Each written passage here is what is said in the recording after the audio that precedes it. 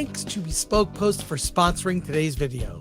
Bespoke Post is a monthly membership club that delivers curated boxes of top-notch goods right to your door, tailored to your interests and passion. Whether you're a seasoned adventurer, a home chef, or a style enthusiast, Bespoke Post has something for everyone. It's completely free to join, and your membership gets you access to stellar discounts across a variety of products. We're talking 30% off or more sometimes. Plus, with each purchase you make, you're supporting small businesses. 90% of everything that Bespoke Post sells comes from small, up-and-coming brands. Bespoke Post makes it so easy to discover new products and elevate your everyday life. To get started, take the quiz to personalize your subscription, and they'll handpick the perfect box for you every month. It's like having your own personal shopper, but way cooler. The best part is you only pay for what you need. Each month you'll get a box assigned to you, and before it's shipped, you'll get a preview of what comes inside to decide if you'd like to keep it, swap it for a different box, or skip the month entirely at no charge. It's here. I got it. The antipasti box has an acacia wood board with 3 handy cheese knives, one for soft cheese, one for firm cheese, and one for hard cheese. We've also got some delicious Coro food salami and Blake Hill onion jam to go with it. Perfect for a tasty and classy cheese board. The Nomad box has lightweight packing cubes with durable ripstop nylon and mesh with snag-free zippers. Designed by Nomadic, these cubes help you maximize suitcase space with a zippered compression system. Available in large, medium, and a special shoe cube that fits up to size 12 shoes. Get 20% off your first monthly shipment. Click the link in the description and enter FD20 at checkout, or go to bespokepost.com/FD20.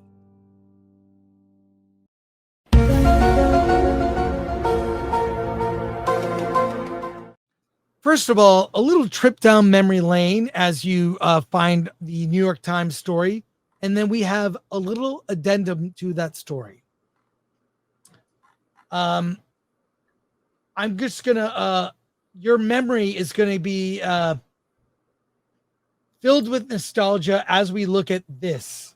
Okay, this is like 2 minutes of promos for Disney Home Video. Let's talk about how you feel after watching some of this. Coming only to movie theaters this 1992 holiday season, the newest Disney animated classic from Walt Disney Pictures. Coming only to movie theaters this 1992 holiday season, the newest Disney animated classic from Walt Disney Pictures. Coming soon to video cassette. And now, coming soon to video cassette. Coming soon from Walt Disney Home Video. Stay tuned for a preview of 2 new Disney classics coming to home video. Oh, dear God. Hold on. You say it over again. You were muted. These are like a bunch of, you don't have to say you are muted. You can just unmute me and we can talk. Well, yeah, but you were talking, and I wanted to let you know that no one heard what you said. That's okay. So someone put together a montage. This goes on.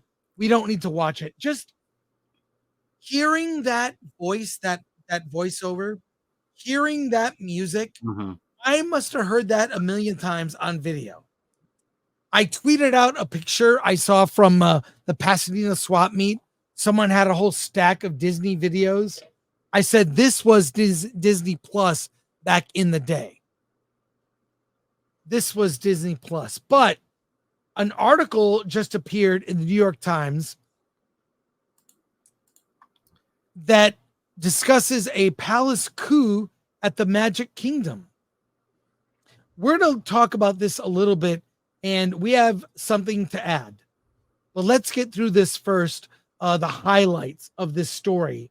Yes. Which prompted the return of the D-Files.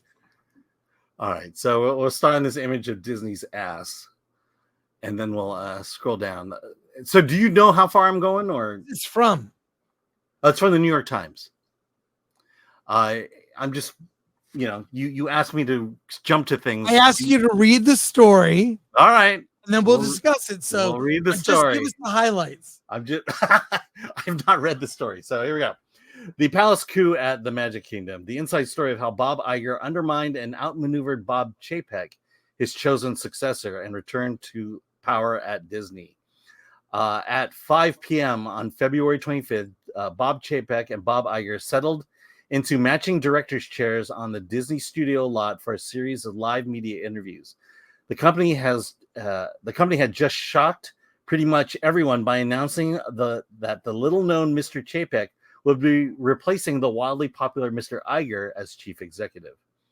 The bald and stocky Mr. Chapek and the graying but debonair Mr. Iger struck an immediate contrast. Even though both were dressed in navy suits and open-collar white shirts, and both were named Bob, to avoid confusion, some referred to them as Bob 1 and Bob 2, or Big Bob and Little Bob, even though Mr. Chapek was taller and heavier.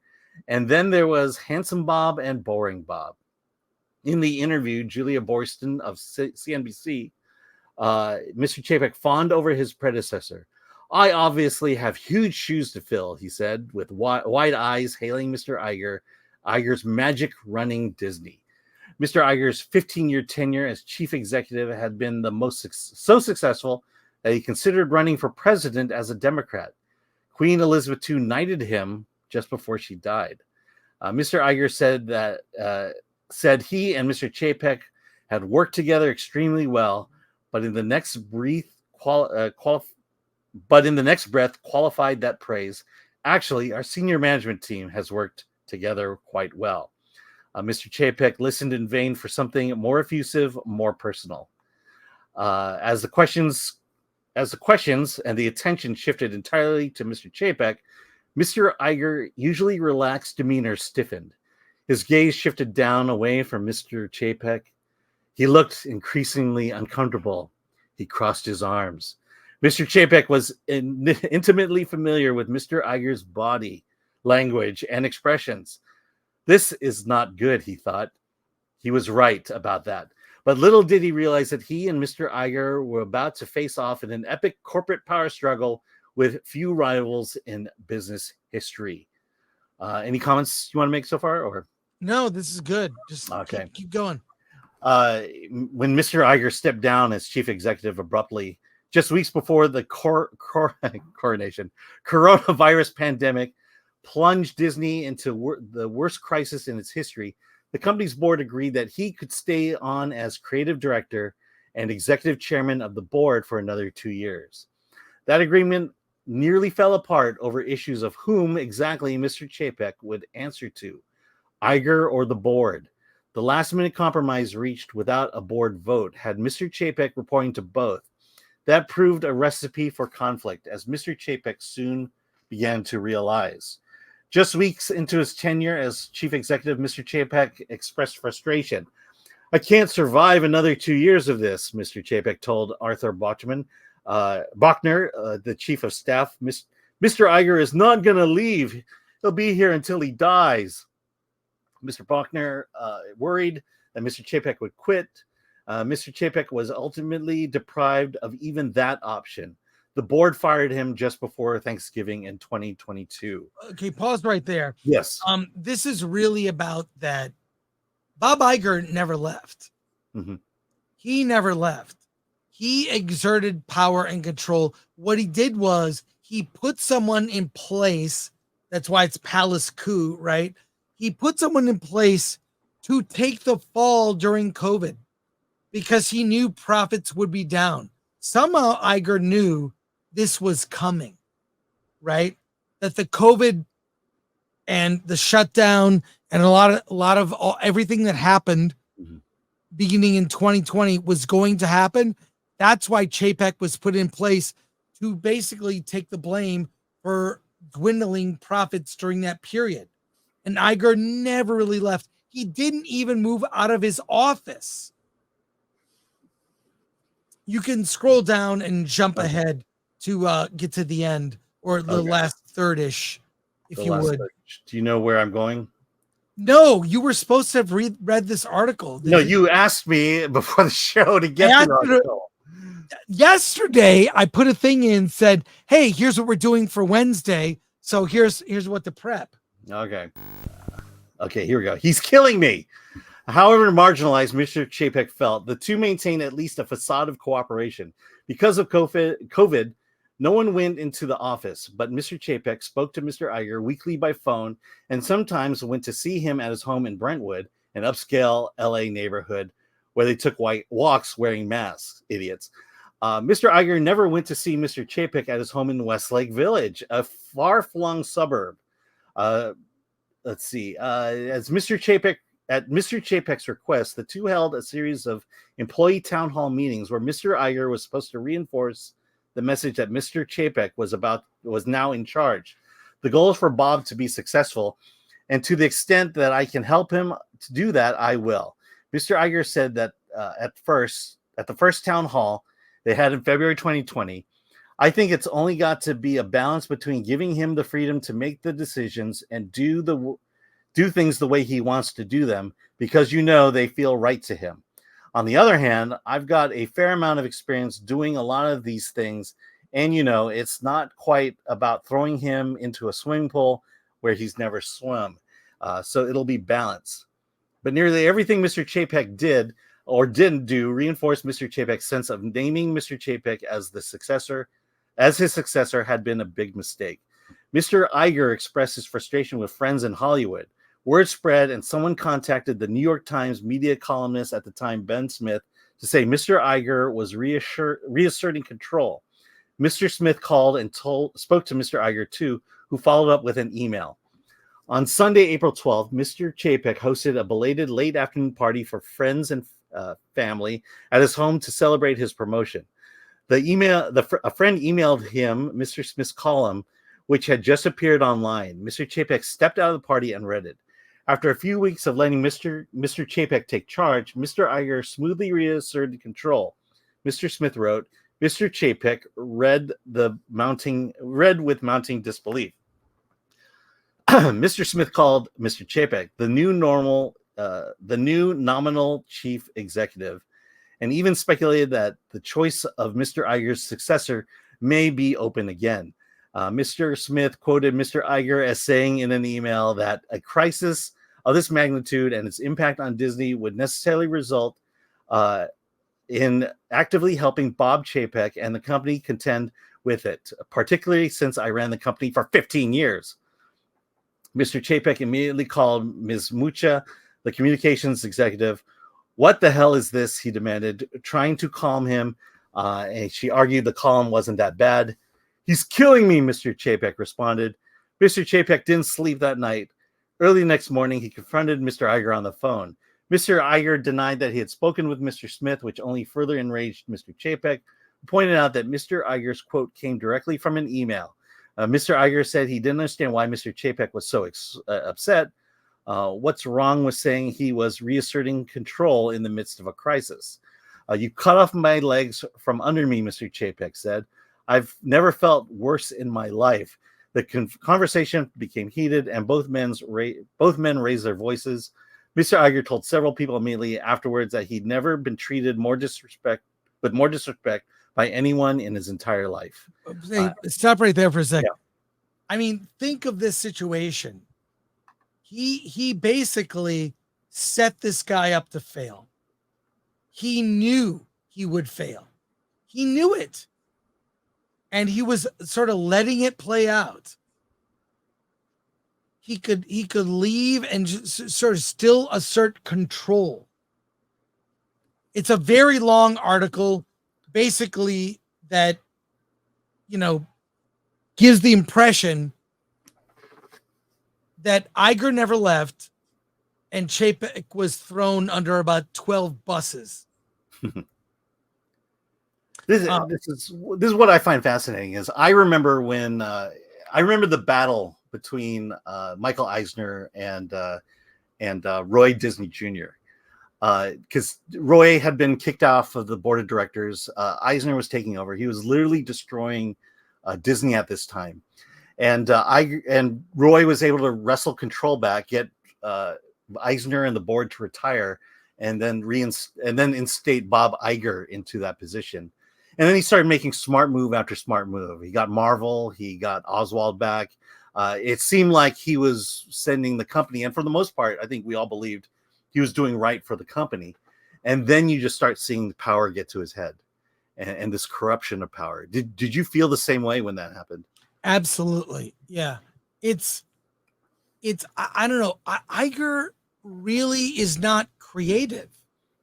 He's a deal maker, not a creative. I always got the sense from Walt Disney that he was creative and could make deals. Even Katzenberg, right? Jeffrey Katzenberg with Disney Animation. A deal maker, yes, who could be creative. There isn't a creative bone in Iger's body. There just isn't. And you say he's a deal maker, but now that you think about the deals he's made, you wonder how good of a deal maker he is. Because, he bought Marvel. I guess that seemed like a normal price because of where Marvel was at that point. But then we get to Fox, where the impression is he clearly overpaid for Fox. And he overpaid for Star Wars so much so that they were forced to make content and make bad content in order to make that money back. Because, you do definitely get the sense that that Lucas got more than he probably deserved for Star Wars. Well, true. But when you look at the decisions that were made that involve creativity, I mean, making Star Wars Galaxy's Edge based on the sequels, not the original trilogy. Yeah. What a terrible concept. Did he make, was that his idea? Or was he just the figurehead, a guy who loved being at the top, loved the adulation, and hell, he loved the office that it came with the showers. And, it's a guy who look, there's a reason he wanted to run for president, because he loves that power. Yeah, and then also just that $1 billion hotel that bombed in a year. 1 year, they shut it down. What does that tell you? These are bad creative choices. George Lucas and Spielberg, for that matter, creative men, powerful, but good business people, good creative people, but you don't hear these kind of stories about them, right? Yeah.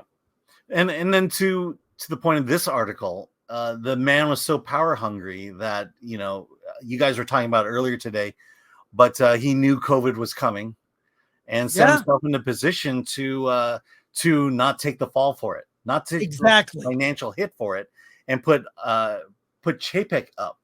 And I think, it seemed like that no one really thought that putting Bob Chapek in the position that he was a good idea. Or they questioned that choice, that one specific choice of why Bob Chapek. Well, why don't you scroll to the very end? Just get the finish of this article. We will put a link to this article in the description. It's very long. Yeah. It's like a novella. Like, here's the LGBT stuff. Get to the very end, to sort of sum it up at the very end. All right. And we'll end it there. Okay, so Iger's last extension. 4 hours later, the news broke that he would be replacing him. Mr. Chapek wasn't surprised. Mr. Iger moved swiftly to dismantle Mr. Chapek's legacy and stifle any internal opposition. DMED was abolished within days of his return. Its function returned to the creative executives. Mr. Iger ousted Mr. Daniels. Mr. Perlmutter lost his job 4 months later. Next, Mr. Iger demanded Ms. McCarthy's resignation. Ms. Arnold left the board in 2023. When her 1 year extension as board chair came to an end, Ms. Katz left the board in July. Exactly. This is what fascists do, what dictators do. Just this last paragraph, just read that and we'll put a... Okay. Mr. Iger returned to a company beleaguered on nearly every front.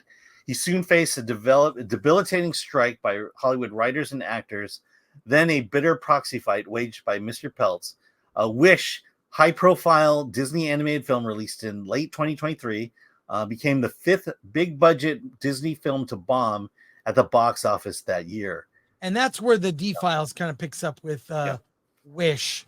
I can't say too much. There are people, and there is some specific person we are liaising with that will be giving us access to some information to expound upon this, among other things. We are at the beginning phase of this. Alan is sifting through the info. I don't know how much you want to say, and this may take a lot longer than the first D-Files and may actually require some help. So the purpose of this conversation is to put out there that we're in need of some help with info. If there are people watching this who could elaborate, but Alan, based on what you've seen so far, not to be specific, but could you just, and by the way, the reason I'm not saying anything, if we get too specific now, we could put ourselves in jeopardy in certain ways. The people involved in passing along this info. So until we can say what it is, I have to be vague about what it is, if that makes sense. But Alan, you've had a peek under the hood. Can you tell us a few things? Let's see. Other than I think the biggest thing is, the sense I'm getting is, Disney is kind of like a chicken with its head cut off.